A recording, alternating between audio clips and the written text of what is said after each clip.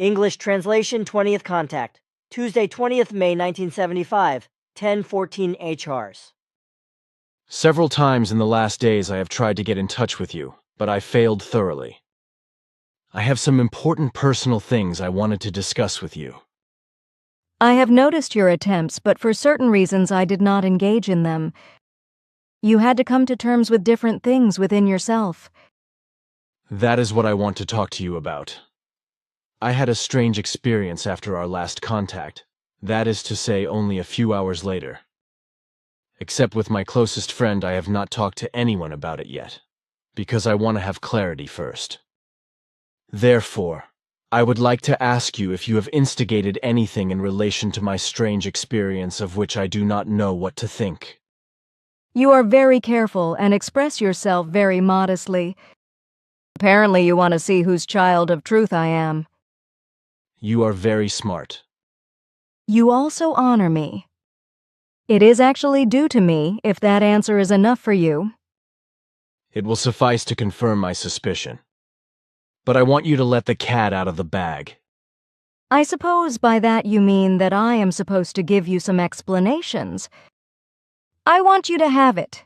The High Council has found that you are not only knowledgeable enough to make contact with life forms of higher conscious status, but mature enough to connect with much higher spirit forms that have already advanced through rebirth and are pure spiritual forms. Therefore, we informed the beings of those spiritual levels that came into contact with you. A fact that gives us a riddle and leads us back to your surrounding secret, which we cannot decipher. Be aware that the whole thing is an extraordinary exception and has not found its equal in the last 2,000 years. Therefore, try to be extremely concentrated and receptive in order to accomplish the task assigned to you. It will be hard and time-consuming. You are fun for me, because where should I take all this time from to dedicate myself only to such things? I also have to worry about my family's livelihood. How am I supposed to bring them together? I am aware of this problem, and I also know that your additional task will take a lot of time, many months and even years. But the first scripture will free you from your financial troubles, for the work will find its way into the public as a book.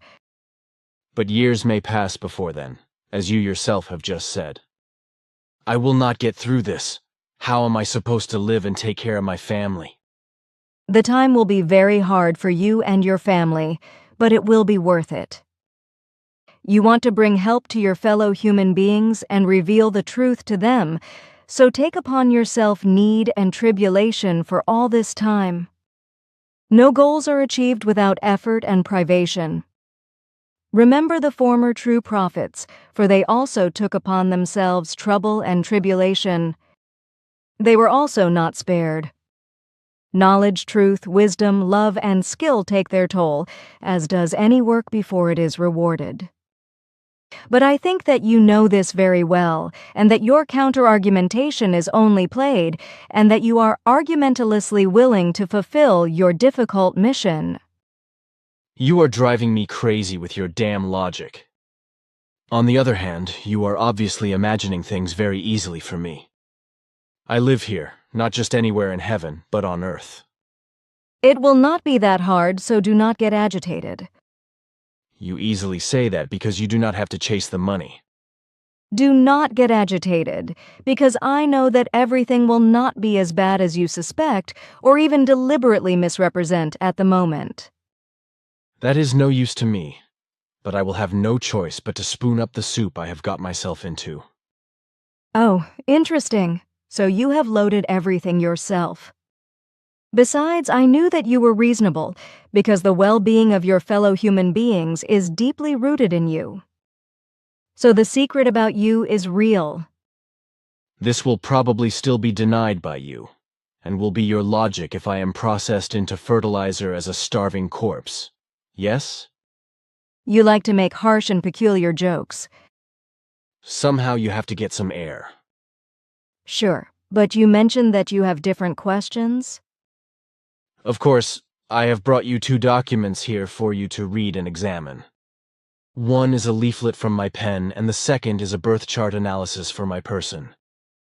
About the former, I was told from my group that it was written too hard and too open in word and tone to be appreciated. I was told that the readers would be shocked. The second, I just want to know what you think of the analysis. With pleasure, I correspond to your wishes, reads both letters a few minutes later. What do you think of that now? There is nothing on your flyer I cannot approve of. Nor do I see any reason to reprove a tone that is too harsh, quite the contrary. The words are very chosen and appealing, and they are facts. Facts of truth are important, and that they are called by name. It would be unhelpful if fine phrases were used. The truth can only be represented by clear facts, but not by paraphrases and adornment. Such a form would be doomed to failure from the very beginning, which many truth-bringers had to experience before you.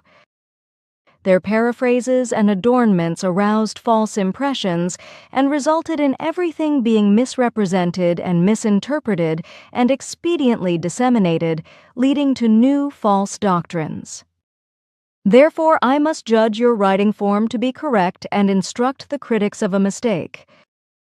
They find offense at the words of this flyer because they have not yet recognized the truth in their basic rules and are fighting against a given reasonable use of force of natural commandments out of a completely wrong understanding of love, justice, and the application of law in a creative sense. They are not yet ready to selflessly stand up for the spiritual and creative truth and proclaim it accordingly. Their senses still lie too much in the worldly, since they are intent on their reputation and name. They may love the truth, but to represent it in openness means something different to them. We do not want to create a global truth organization or in a short time flood your world inhabitants with the truth, because such an enterprise would not be useful for our cause. Only small groups are useful when their members are fully and totally truthful. Through them, the truth will slowly be spread and will encompass humanity over generations and centuries. You only do the basic preparatory work. But the truth must be guaranteed in your group members, but this can only happen when the truth is brought to them with open words, even if these words of truth are hard. But this gives the certainty that no doubts, false doctrines, and wrong views undermine the meaning of the matter, which is of crucial importance. It is therefore advisable that further pamphlets be distributed according to this model, because in a different form and spoken with fine tongues, it would only be harmful. The group members, both present and future, who are destined for the mission, should be careful to grasp and champion the truth in its toughness, for only this is useful. The truth is hard and can never be presented in words of gentleness. They should bear that in mind. Let them reflect in peace on the old true prophets and their comrades in arms, whose truth teachings were much harsher in expression than is the case in your flyer. The truth is never welcome and is therefore met with hostility. The old prophets and their followers, who often had to give their lives for it, already experienced this, and the same will still be the case today and in the future time, even if no longer in the barbaric measure of the early days. I have already tried to explain this, almost with the same example, namely with Emmanuel. But I do not believe that my statements have borne great fruit. Let the group critics know my explanations, because they should recognize the logic from it. I will, but now please comment on the second letter. Some things are very aptly mentioned in it, while other things correspond to an extreme unreality. We have studied you thoroughly in all aspects for years and fundamentally tested your mental and conscious abilities. We have become aware that you have an extraordinarily good ability of intuition, which is explicitly denied in this analysis. An assertion which lacks any foundation and which was mentioned with complete certainty for low motive reasons. The originator of this analysis must have been informed about some things concerning your person, because everything points to it. According to the entire explanations, however, this person must be a very faint-hearted person without valuable spiritual knowledge. Everything also indicates that this person is very taken with himself and his book knowledge, and therefore tries to push higher earthly forms of consciousness into nothingness. In addition, this person is not only religiously dependent and extraordinarily strongly faithfully enslaved, but he or she is also a bad slave to religion. Regarding the conscious state of this person, I have already mentioned that he lacks valuable spiritual knowledge, including analytical abilities of this kind.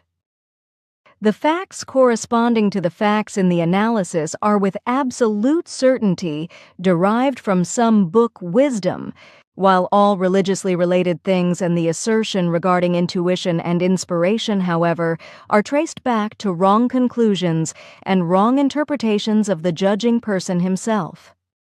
In view of her religious decadence, self-assertiveness, and knowledge of certain things concerning you, she was to some extent compelled to demand strict religious standards and to deny you her own abilities.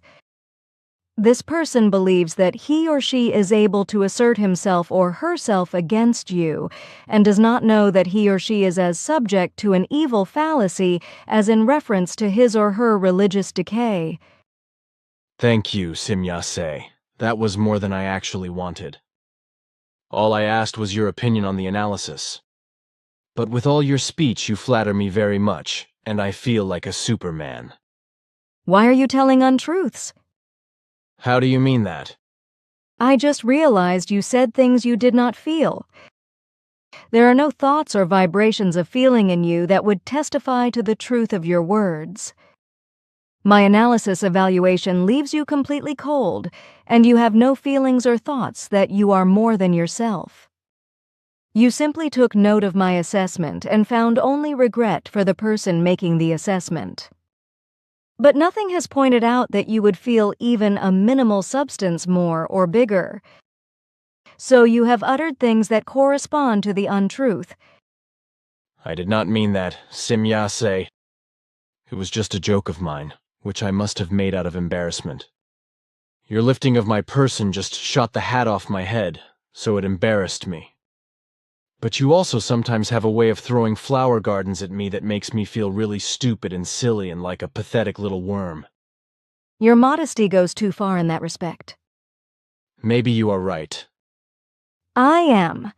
Consider for a moment the countless human beings who make a very great fuss about themselves, although it is in no wise appropriate for them to do so. You, on the other hand, who would be worthy of a fuss, simply leaves it at that with a great modesty. You do not try to emphasize yourself according to your mass and to correct the unjustified elevation of others. It is wrong for you to think they are supposed to be happy with their imagination. This then also leads to wrong impressions being gained from you when you judge the machinations, etc., of other human beings. In all my observations, I have often noticed that you have pilloried the machinations of many alleged spiritual individuals and other alleged knowledge greats, and have unsparingly openly stated the truth about these persons, but without exception you have never emphasized your own person. You have even developed a habit for parables, etc., in which you compare experiences and dress the main character in an anonymous name, even though the main character of these comparison experiences is without exception your own person. This is fundamentally wrong because you should name and reveal your own person and not dress him or her in anonymity. Since you only ever draw on parables from your own life, you must also call your own person. But since you do not do this, a false impression is made of you, which you only laugh at secretly because your fellow human beings constantly misjudge you, as I know. This also results in the appearance that you would not accept and never accept the conduct and work of others, although this is in no way the case. Do not be so humble in the future, but stand by your abilities. Name your person in your parables because you do not need to hide in anonymity. According to your terms, you are more than just a hero, even if you do not want to admit it. What you have achieved many times has been rightly qualified as heroic by others, even though you have constantly escaped their gratitude and vanished from their field of vision. Special Feature Tuesday, 20th May 1975, 13 HRs. Lying on the sofa in hypnotic sleep, I was jolted awake by my children rushing in. They screamed that a helicopter was flying around our house. When I got up and went out to look, I saw things confirmed. Only about 100 meters above the ground, a white helicopter was circling around and constantly flying at our house. From all sides it curved over the house, obviously being filmed by the pilot with a film camera with a telescopic lens. I watched this strange-looking operation for about 15 minutes, using my defective binoculars, but I was not able to see everything clearly. 2 nights before, I had lost a rubber lens while observing UFOs, so my vision was severely impaired. When suddenly the telephone rang, I ran into the house. Mr. Guggisberg Peter, wie Huldenster. 38340. Hinwil answered the phone and asked if I would also observe the helicopter whizzing around. He, in turn, would do so and had noticed that the pilot, in addition to the filming apparatus, was also holding a fork of larger dimensions out of his flying apparatus, whereby this fork looked like a radiation detector. I then observed the helicopter again and found that Mr. Guggisberg's information was confirmed, even though I was not able to see things very clearly through the defective binoculars. The helicopter continued to circle around for another good 15 minutes before it took off and disappeared to the west. After some time, however, it reappeared in the cloudless sky and circled over the whole village for another 10 to 15 minutes before it finally disappeared. I could not make out the exact name of the helicopter, but it seemed to me that the sequence of letters was something like HX, ICD, which I could not confirm with any certainty because the vision of my defective binoculars left far too much to be desired. The reason for this crazy helicopter flight and the reason for the constant approaching and filming of our house I have not been able to clarify until now, nor the purpose of the strange fork, which looked like a radiation detector. Above information confirmed. Mr. P. Guggisberg, wie Heldenster. Frey what you 34 Hinwil's age tell. 01/78/12/70. Thursday, 22nd May 1975, 15:30 Herschers. I was torn away from my typewriter by a loud engine noise. A large helicopter flew low towards our house from the east and flew over us at an altitude of only 100 to 150 memes, heading towards Wetzikon. The aircraft was clearly a Swiss Army helicopter. It is not a... Now make a point. I do not like your lecture because I cannot just get out of my skin. On the other hand, it is not up to me to brag about any actions or experiences. These things just disgust me, and I also find it idiotic. I do not care if certain people judge me as stupid. In the end, they have to be happy with their own attitudes. If their mind is not sufficient to grasp the truth because they do not take the trouble to do so, then that is not my thing. I cannot and will not force them to accept the truth. You should also not force anyone to tell the truth. That corresponds to their correctness. But it is neither idiotic nor disgusting if you do not deny your own person. Is that what you call it? Sure, because you are denying yourself in those things. Damn it, how am I supposed to do that if I keep my mouth shut and do not even mention my name about certain things? I will discuss this with you later, because not everything should be put down in writing. As you wish. You got very agitated. Of course, how could it be otherwise? Actually, I wanted to tell you more things from the spiritual teachings today, but under these circumstances, I do not see myself in a position to do so. First, I will now consult with you because we cannot let your agitation stand in the way. 20th May 1975, 15 Soriores Vihaldenstrasse 10. Hinwil Sim Yase is beamship over Vihaldenstrasse in Hinwil, heading north. The ship is semi-transparent. The proximity of the ship and its vibrations may have impaired the quality of the film.